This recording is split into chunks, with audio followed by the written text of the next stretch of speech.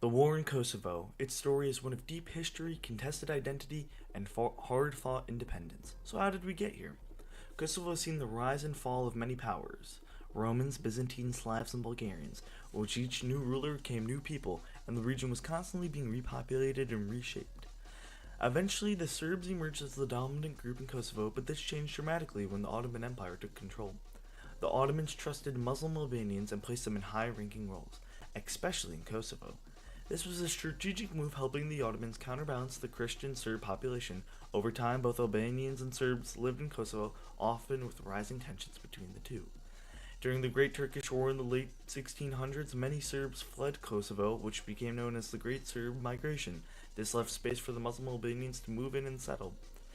In the early 1900s, the Balkan Wars ended Ottoman rule. Kosovo was taken by Serbia and later became part of the Kingdom of Yugoslavia, but that didn't last long. During World War II, Kosovo was controlled by the Axis powers, Germany and Italy. After the war, Yugoslavia was rebuilt as a socialist republic made up of 6 nations. Kosovo became an autonomous province of Serbia, but tensions never truly went away. In 1974, a new Yugoslav constitution made by President Tito gave Kosovo greater autonomy, but in 1980, President Tito unfortunately passed away. Then the autonomy that they had just recently gained was rolled back, fueling Albanian nationalism and unrest. By 1981, Albanian protests were violently being crushed, and in the late 80s, Serbian nationalist Slobodan Milosevic rose to power, and he aimed to remove Albanians from the government and restrict their cultural institutions. In 1991, Kosovo declared independence under President Ivo Vuvgov, who advocated for a peaceful, nonviolent separation, but the declaration wasn't recognized and the situation only deteriorated from there. The Kosovo Liberation Army, or the KLA, emerged in the 1990s, armed and determined to unite Albanian territories and to get rid of Serbian control in Kosovo.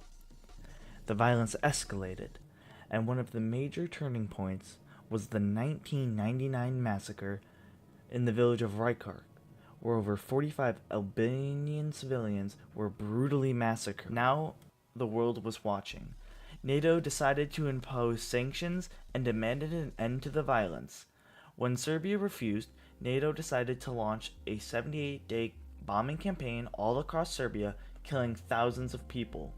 It was then discovered that the UN Security Council had not approved this bombing campaign.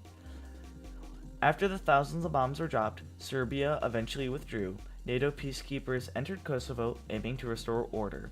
Despite NATO's presence, Kosovo remained officially a part of Serbia, but the Albanians pushed forward, and on February 17, 2008, Kosovo declared independence.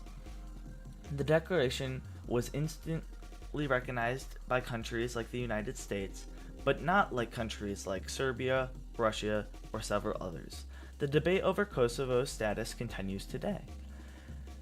NATO's intervention remains controversial. Some criticize it as illegal and accuse it of unnecessary civilian casualties. Others see it as a way to stop ethnic violence and a way to help Kosovo. For the US, the Kosovo War meant direct military involvement, diplomatic consequences, and a long-term presence in the region. Today, the US still supports Kosovo, including hosting a major military base there. Kosovo's story is one of identity, struggle, and global attention. It's a reminder of how history, politics, and people collide in powerful and often painful ways. What do you think about Kosovo's path to independence?